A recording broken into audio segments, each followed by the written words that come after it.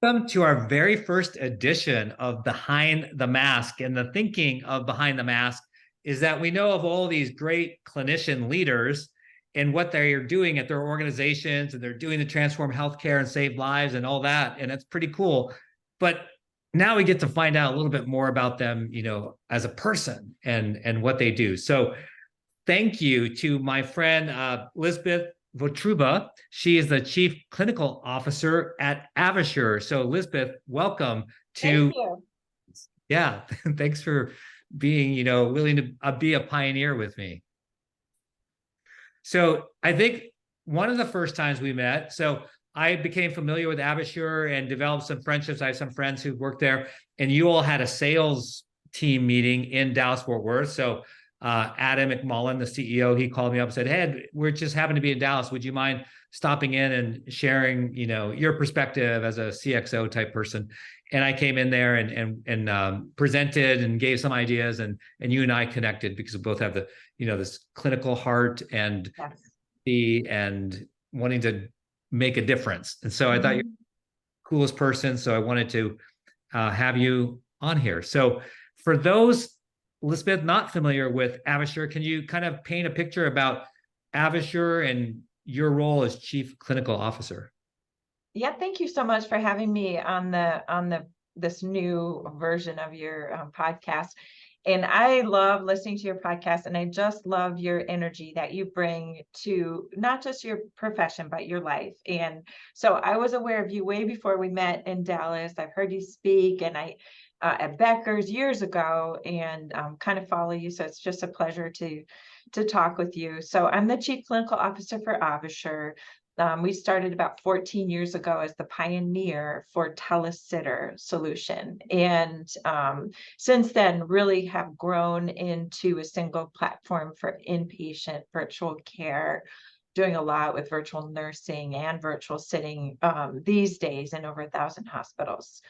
I am super fortunate in my role as the chief nursing officer or chief clinical officer. I do have a nursing background, and I just like pinch myself because it's just a like fun and fulfilling role. And I have a internally, I provide clinical leadership and as a strategic advisor, but it's also fun. I have a big external role as well, where I get to spend time collaborating with our key customers and dedicating time to the professional organizations and to nursing profession and patient safety and traveling and really trying to add to the general body of knowledge.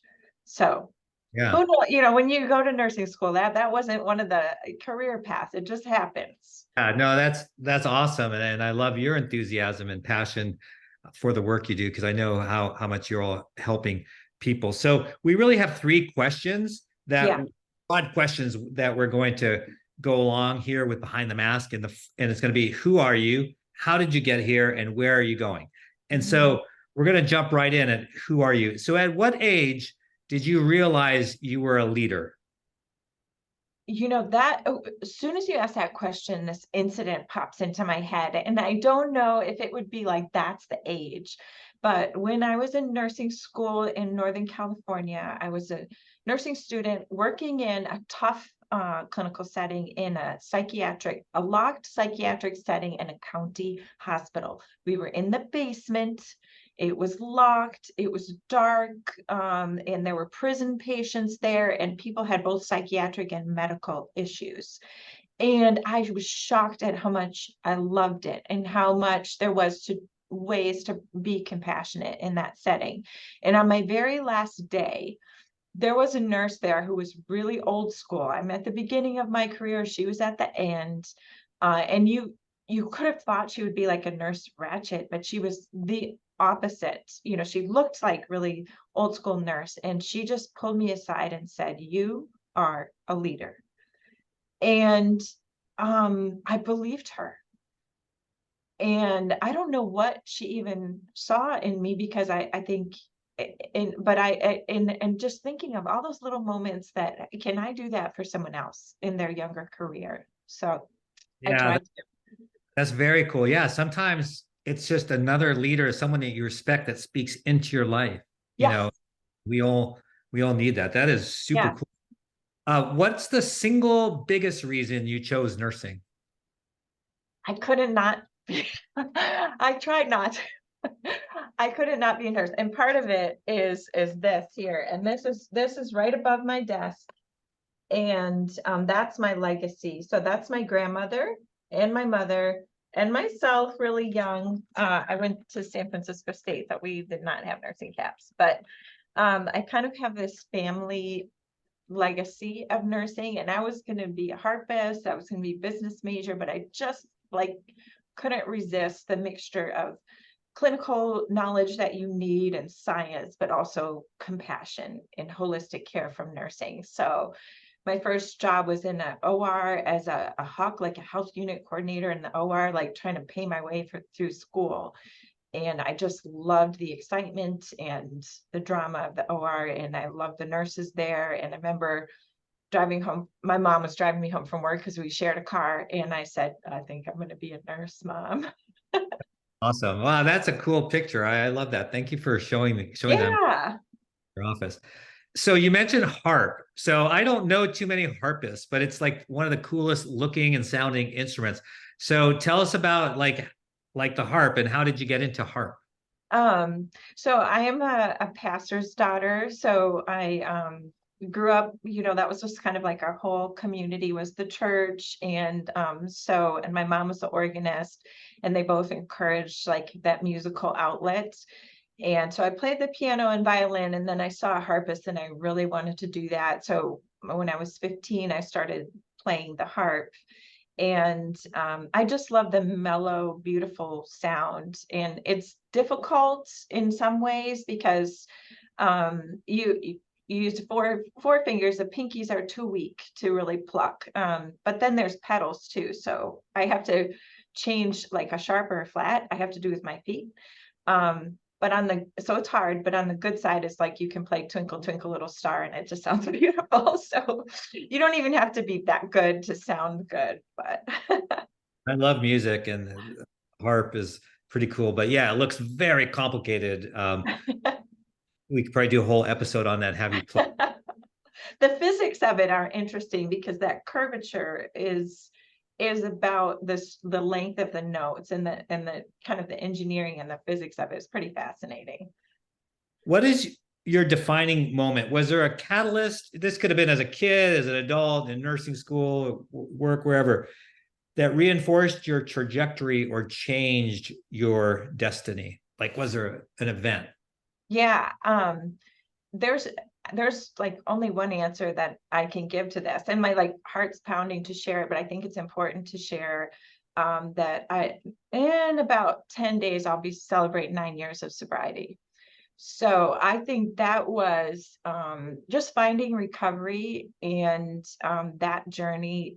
There's nothing else that I could answer as something that it was a catalyst or a trajectory. And since this was like taking the mask off is the theme, it's Yeah. like I'm gonna go there. And I think it has as a clinician professionally, that is so important for us to take care of ourselves and find our spirituality. We as clinicians are equally at risk for the addiction, alcoholism as anybody else, but I think the stigma is harder.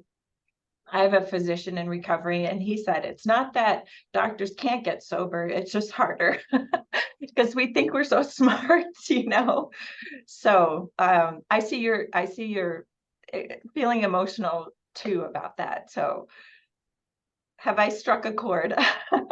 It's very cool. I appreciate Yeah, the sharing. That's definitely the goal of our yeah, Behind the Mask. So I appreciate you going deep.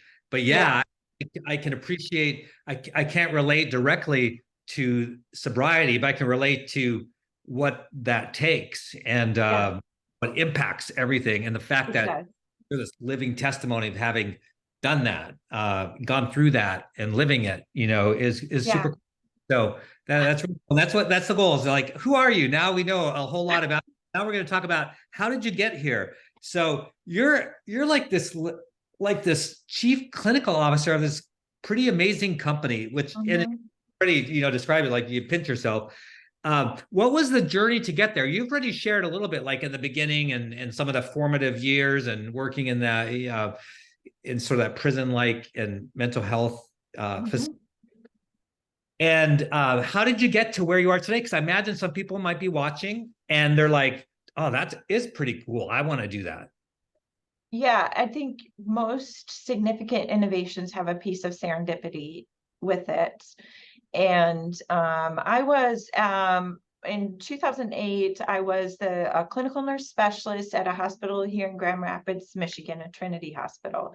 And we were building a new tower and we wanted to be futuristic. So we wanted cameras in every room. And we thought it'll be acuity adaptable. Maybe we'll do virtual ICU. We weren't sure. But we had really high fidelity cameras, 360 night vision and two-way audio. And then we opened in 2009 and the economy had just completely changed between when we built it and when we opened. So then the leadership kind of said, well, Lisbeth, do something with this technology that we have that we can't do our original plan. And I was responsible for cardiac telemetry and rapid response. And we just thought, well, maybe we can kind of keep an eye on some of those patients over in cardiac telemetry. But because we had the two-way audio, the telemetry techs were able to redirect people before they fell. And and so I just thought, wow, we could do this. But our telemetry techs were watching 60 patients on telemetry and then trying to also watch a few patients on video. So I kind of chased the CFO down the hallway, like trotting next to him and say, we use one-to-one sitters, but I think we could do like multiple patients with the virtual, and I need to staff it. So he ended up guiding me to our foundation to research it. And those cameras were put in by a security company called ROK, which evolved into what is now Avasure. And that entrepreneur funded my research.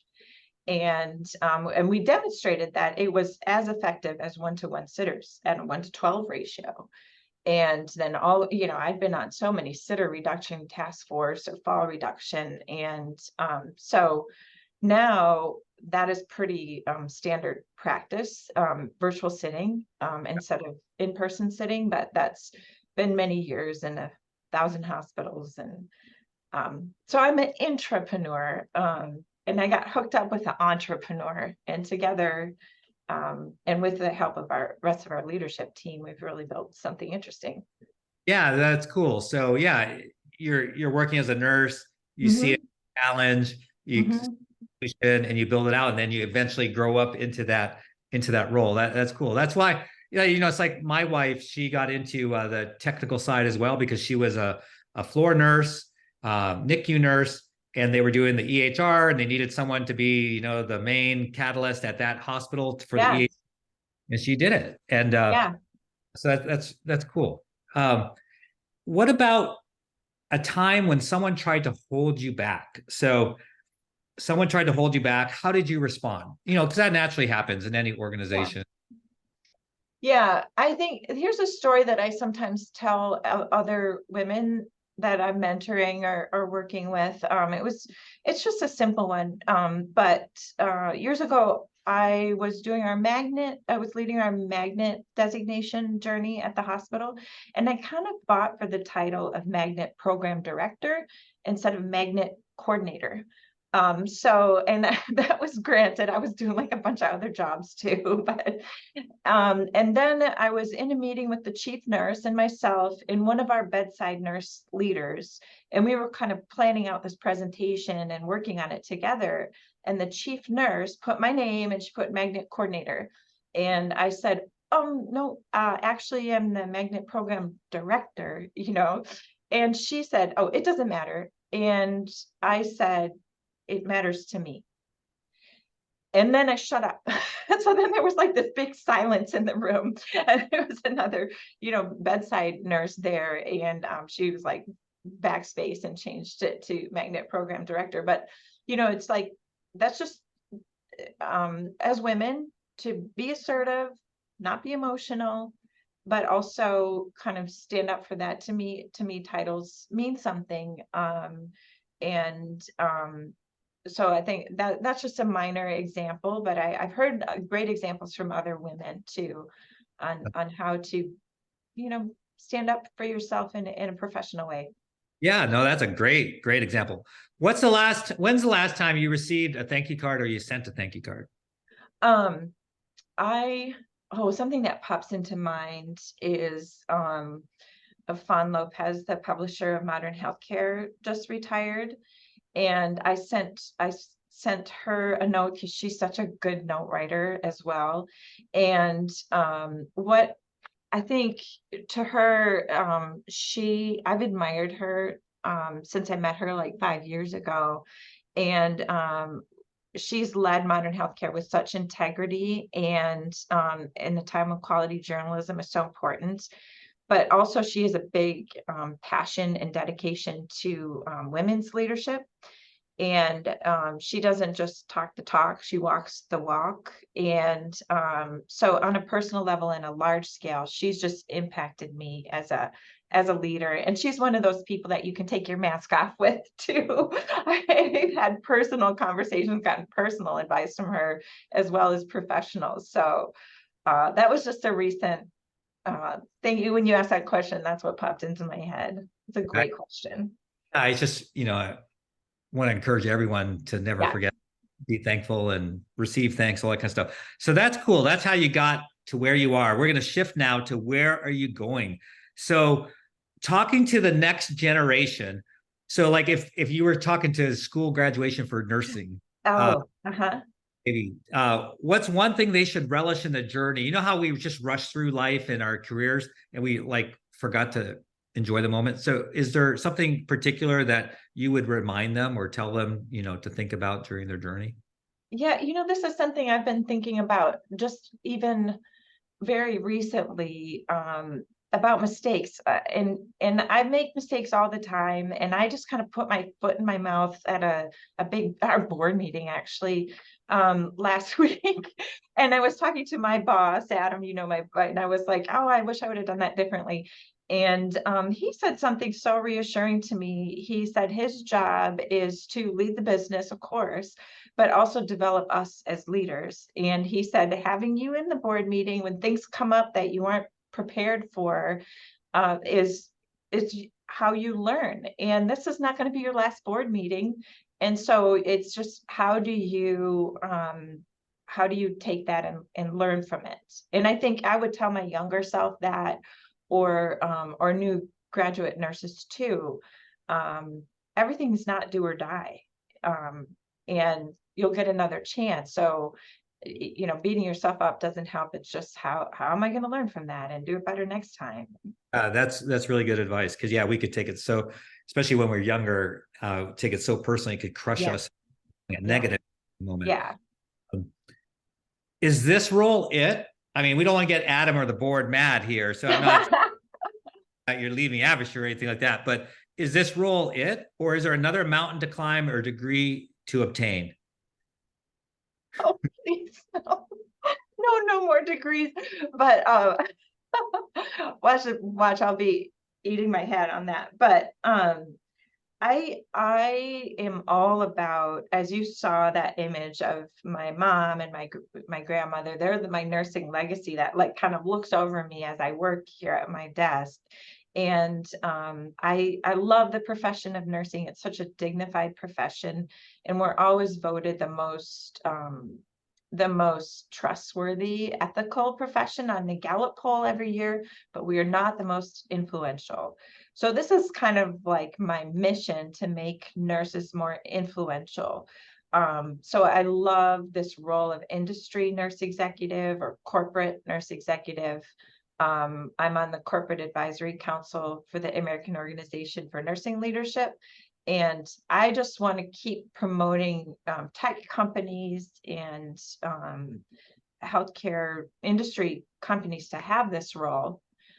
So I'd love to keep doing this role, maybe at a larger company. Yeah, that's cool. You're making it and pull others along, already. Yeah, for sure. Yeah. Last question is, what challenges and goals are you undertaking on the personal side? So we heard a lot about you from the both personal and professional, but certainly professional side, sort of like your career, how you got there, where you might be going. But on the personal side, like, are there big, like, hairy, audacious goals that you have as well, and what are they? I think I like, you look at your life like a pie, and sometimes it gets not out of balance, but sometimes pieces of the pie take up more space. And I really am trying to make more space for fun. So I'll say this out loud, and that'll help me stick to it. Is like, I want to try some different kind of sports this next 6 months, and find one that I just freaking love, whether it's going to be pickleball. I haven't tried that yet. or rock climbing or something, because I need to, I think, nurture that side Yeah. next few months. Yeah, for sure. I figured, usually when people are pretty visionary and focused on the work side, oftentimes it can be the same on the human side, personal side. And so, yeah, so it's really, Yeah, you but are. You are. it's just good for creativity and all that kind of stuff. Yeah. So, Yeah. Lisbeth, you're an amazing individual. I'm so glad that you were the first to pioneer with me on Behind the Mask, and you shared some pretty deep things. I thank you for that. I'm very happy, that you're 9 years down the road, and everything that you're doing in the industry. So thank you so much for Thank you. being and a good leader. Thank you for taking the time with me. I really enjoyed it. All right, so that wraps up Good. episode 1 Behind the Mask, and It's a dude, good kickoff. I won't try the next time. I love it. I Okay. just love it. Okay.